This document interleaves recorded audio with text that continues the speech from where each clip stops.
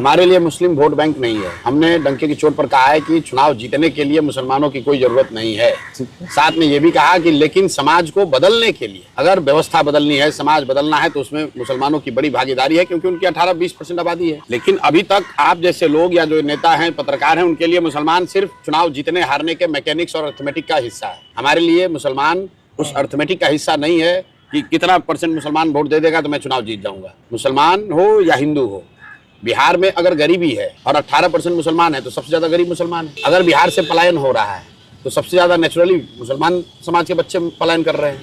अगर बिहार में बच्चों को पढ़ने की सुविधा नहीं है तो सबसे ज्यादा मुस्लिम समाज के बच्चे हैं जिनको पढ़ने की सुविधा नहीं है। तो अगर शिक्षा सुधरेगी तो उसमें निश्चित तौर पर सबसे बड़ा लाभ मुसलमानों को होगा।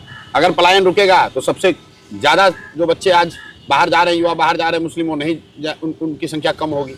तो इसके लिए अलग से करने की क्या जरूरत है। जहां तक रह गई भागीदारी की बात, तो भागीदारी इसलिए सिर्फ नहीं है कम क्योंकि दलों में उनका रिप्रेजेंटेशन दल वाले नहीं दे रहे। दल वाले तो उनके साथ बेईमानी कर ही रहे हैं, लेकिन साथ साथ कहीं ना कहीं मुस्लिम समाज को भी खड़ा होना पड़ेगा, उनको भी लड़ाई लड़नी पड़ेगी, उनको भी जद्दोजहद करना पड़ेगा। बिना प्रयास किए किसी को कुछ नहीं मिलता है। तो अगर मुस्लिम समाज के लोग राजनीति में नहीं आ रहे हैं, किसी कारणवश उनका भरोसा नहीं है या उतनी उनको विश्वास नहीं है कि वो जीत सकते हैं, तो कैसे उनको रिप्रेजेंटेशन मिलेगा।